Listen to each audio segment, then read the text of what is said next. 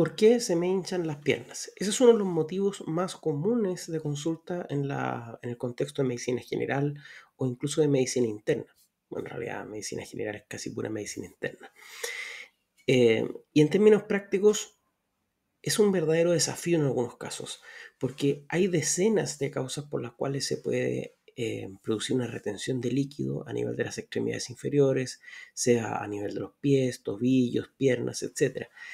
Hay que destacar que en el video anterior mencioné cuáles eran los mecanismos a través de los cuales se producía el edema, así que por lo menos eso no lo voy a repetir. Y todas las causas de edema que voy a mencionar el día de hoy, en alguna medida se debe a alguno de esos mecanismos o incluso a varios de los mecanismos que mencionamos en el video anterior. Pero hoy día me voy a enfocar más que nada en cuáles podrían ser las posibles causas por las cuales se produce el edema de extremidades y al mismo tiempo alguna orientación diagnóstica y cómo se procedería a hacer el diagnóstico en términos prácticos. Quiero destacar que hay decenas de causas por las cuales se puede producir este edema y es por eso que si tienen los síntomas, mi sugerencia inicial es que obviamente acudas al médico y no trates de autodiagnosticarte con lo que voy a exponer el día de hoy. Más bien, lo que voy a hacer hoy día es exponer algunas causas para satisfacer en alguna medida la curiosidad y también poder brindarte una instancia para que te hagas las preguntas necesarias que le tienes que transmitir a tu médico. En otras palabras, que llegues mejor informado al momento de la consulta. Bueno, lo primero es que, como son tantas las causas, hay que ser ordenado al momento de identificar cuáles pueden ser las causas más probables. Y una forma muy práctica, pero muy práctica de enfrentar al paciente con edema de extremidades es dividirlo en dos grandes categorías. El edema agudo, que es el que lleva poco tiempo, y el edema crónico, que es el que lleva mucho tiempo. Es importante esta diferencia porque nos orienta en gran medida a las causas más graves y también nos orienta sobre la probabilidad del diagnóstico, o sea, nos orienta sobre cuál es el diagnóstico más probable. Aprovecho de destacar que muchas veces los pacientes se refieren al término agudo en términos de intensidad. Doctor, tengo un dolor muy agudo. Doctor, tengo un dolor de guatita muy agudo. Y en la práctica se equivocan, porque el término agudo los médicos lo usamos para referirnos a un término de tiempo. Es decir, una patología aguda no es la que es más severa o intensa, sino que es la que lleva menos tiempo o se espera que dure poco tiempo, como por ejemplo una gastroenteritis que se espera que dure unos días nomás. Y el término crónico sería el antónimo o el opuesto a agudo, que es aquello que se perpetúa en el tiempo o que se espera que va a durar mucho más tiempo de lo habitual. Así que lo dijo como un dato al margen. Bueno, entonces, hay una gran diferencia entre el paciente que dice, doctor, se me hincharon las piernas o la pierna hace 2 días, hace un par de horas, hace menos de una semana, con respecto a otro paciente que dice, doctor, se me hinchan las piernas hace meses, hace años y nunca le había consultado a alguien. Entonces, ¿por qué es importante esta diferencia? Porque cuando hay un aumento de volumen brusco en las extremidades, lo primerísimo a descartar es la trombosis venosa profunda, que no es otra cosa más que la aparición de coágulos en las venas profundas de las extremidades inferiores y que lamentablemente eso puede llegar a complicaciones muy severas de las extremidades e incluso algo más grave que sería una embolia pulmonar, que es un cuadro que potencialmente puede matar al paciente si no se resuelve a tiempo. Por eso es así de importante destacar que hay que buscar en forma dirigida la presencia de trombosis. Dentro de este contexto, es mucho más común evidenciar la trombosis venosa profunda en el contexto de un paciente con edema de una sola extremidad, es decir, se le hinchó solo la pierna izquierda o solo la pierna derecha. Y en este escenario, lejos que el síntoma más sugerente de trombosis es el aumento de volumen de la extremidad, es decir, si es que en la circunferencia de la extremidad aumenta. Y es importante entender esto porque incluso muchos colegas cuando egresan de la universidad son muy propensos a creer que el signo de Homans, que es el signo del dolor que aparece en la dorsiflexión, cuando uno le hace el gesto en el pie al paciente y produce un dolor en la parte posterior de la pierna, es un buen elemento para descartar o confirmar la presencia de trombosis. Y la verdad es que el tiempo ha demostrado que no. Es decir, si el paciente da positivo para ese signo, no significa que tenga trombosis. Y si da negativo, no significa que no la tenga. Por lo tanto, no tiene gran utilidad clínica en la realidad. En ese sentido, tiene mucha más validez clínica o mucho más, ¿cómo se puede decir?, valor diagnóstico el hecho de que aumente de volumen la extremidad. O sea, el solo hecho de que tenga una pierna hinchada sin causa aparente es motivo suficiente para solicitar en forma inmediata una ecografía Doppler de la extremidad. ¿Por qué? Porque lo que queremos verificar primero que todo es cómo está el flujo venoso y en términos prácticos descartar trombosis, si eso es lo más grave. Ahora, gracias a Dios, solamente el 25% del tiempo, es decir, solo 1 de cada 4 de los pacientes, tiene efectivamente trombosis. Eso significa que la mayoría no la tiene. Y eso es fenomenal. O sea, qué bueno que la mayoría no la tiene. Pero dentro de los errores más grandes que se puede cometer es asumir solo la probabilística. O sea, sabiendo que el 75% del tiempo no es trombosis, una alternativa que parece razonable sería sencillamente asumir que no lo es. Pero obviamente hay un error muy grave en dejar que un 25% de los pacientes que uno ve con posible trombosis no se le anticoagula a tiempo, porque puede, como decía antes, ocurrir una embolia pulmonar, que es un cuadro sumamente grave y que puede amenazar la vida. Por eso es sumamente importante que tan pronto se identifica el paciente que tiene un aumento de volumen de extremidad de inicio agudo, independiente de si le duele o no le duele, si hay fiebre o no hay fiebre, hacer la ecografía.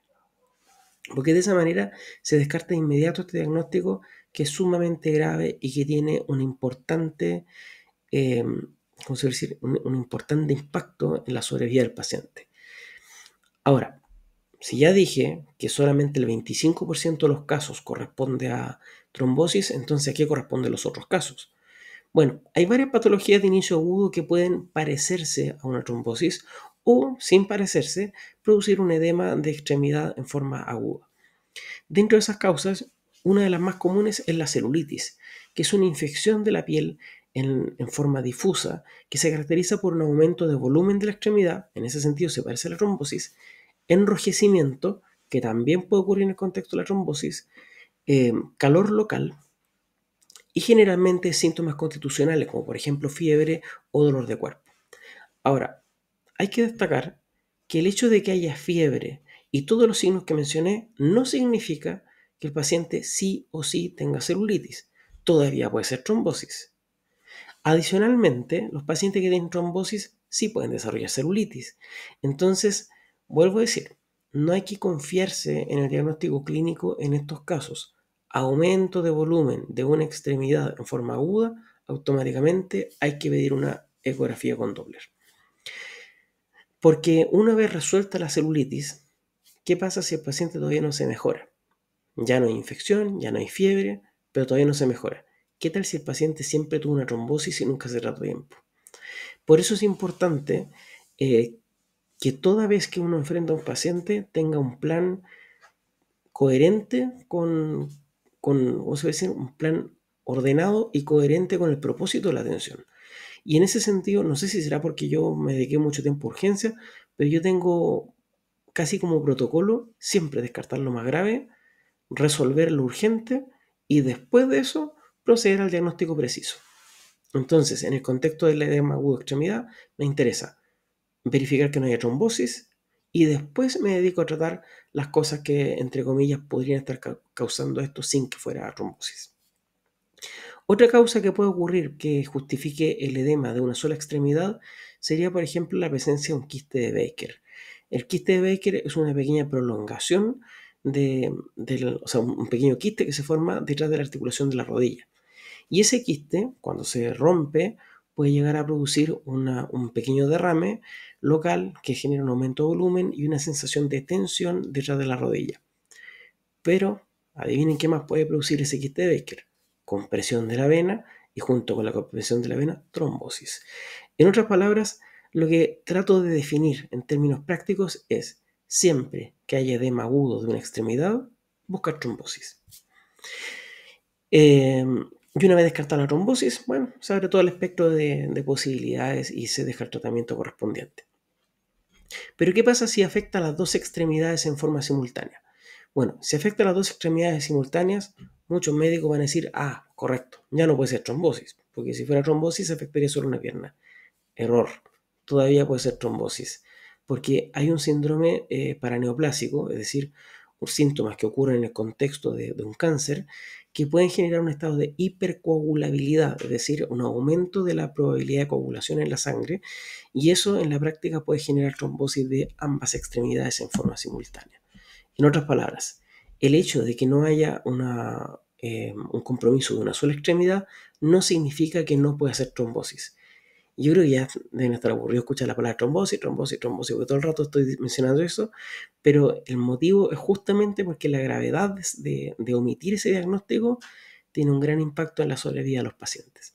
Entonces, descartado ese diagnóstico que no voy a mencionar de ahora en adelante, se puede abrir todas las posibilidades restantes. Entonces, cuando hay edema de ambas extremidades y ya se hizo la ecografía Doppler y ya se descartó ese diagnóstico, procede uno a pensar en otras causas, como por ejemplo medicamentos. ¿Qué pasa si el paciente recientemente comenzó a tomar pregabalina, gabapentina, amlodipino, nifedipino u otros medicamentos que pueden producir retención de líquido? Bueno, en esos casos, una alternativa muy razonable sería suspender esos medicamentos y reevaluar si es que desaparecen los síntomas.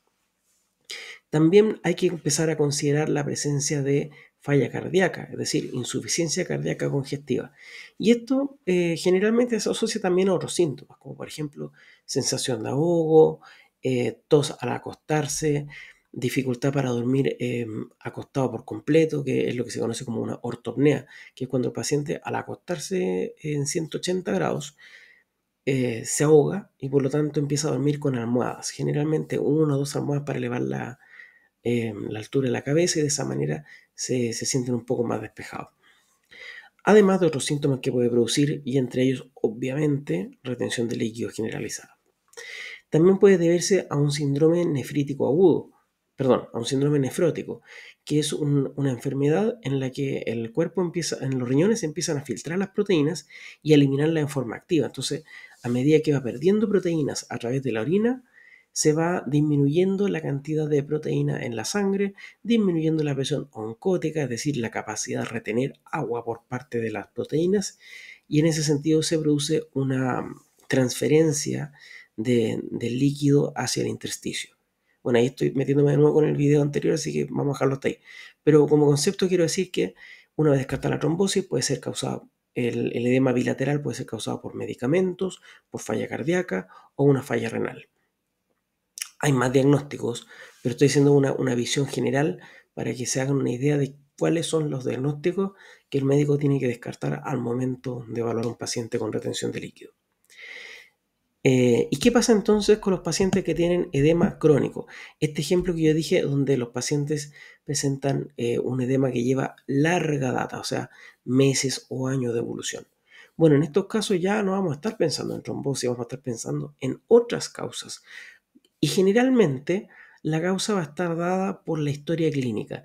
A diferencia del caso anterior, en que siempre hay que hacer una ecografía, en este caso muchas veces la historia clínica es suficiente para realizar el diagnóstico. Por ejemplo, si el paciente tiene antecedentes de sufrir de varices, la piel del tobillo está como reseca, adelgazada, con un color como más pigmentado, generalmente se debe a insuficiencia venosa.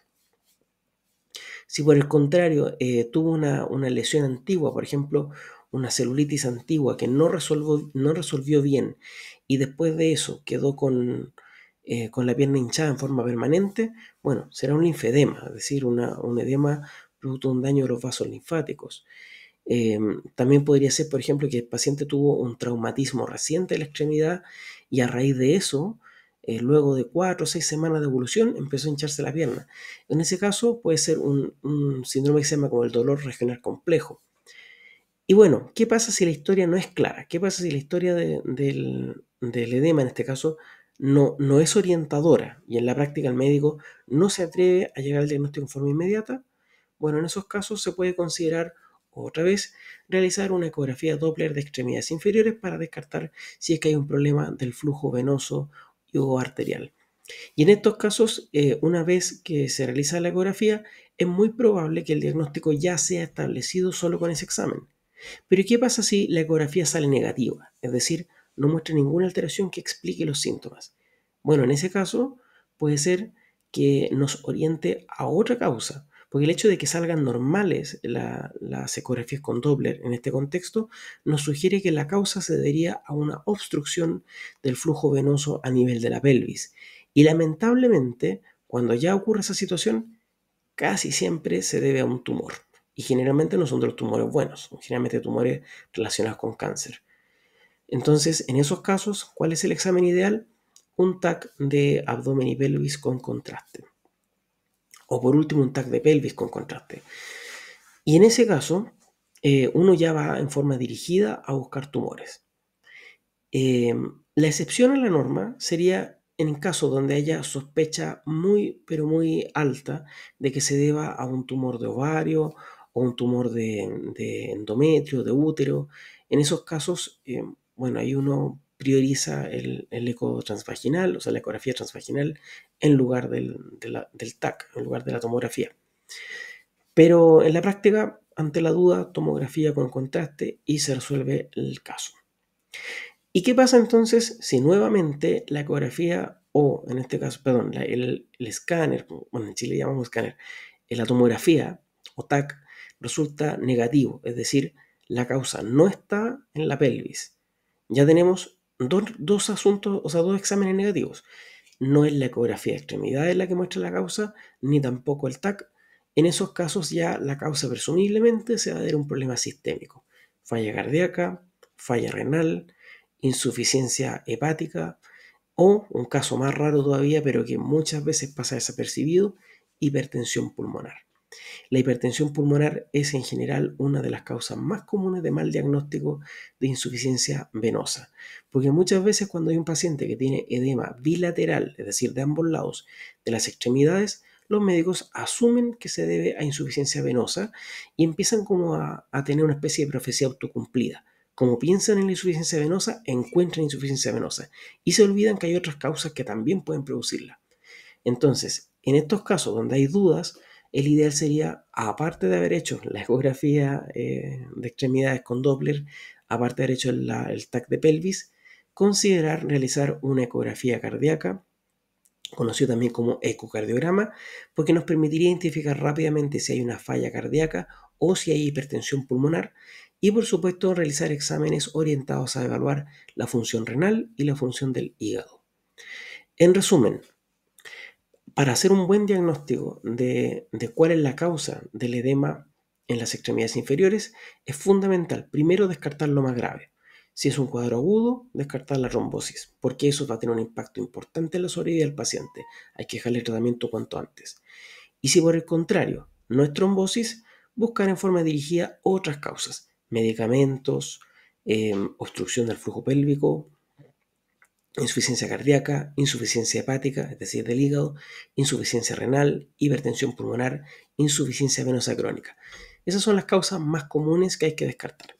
Bueno, espero que haya sido explicativo el video, que haya sido útil, y si todavía no te has suscrito, te agradecería que te suscribas al video o sea, al canal, porque en la medida en que vaya creciendo el canal vamos a llegar a más personas y vamos a poder ayudar a más gente eh, con sus dudas sobre temas de salud. Y no olvides comentar cualquier opinión, dudas que tengas, sugerencias de temas y en general yo respondo todo lo que comentan. Así que nos vemos.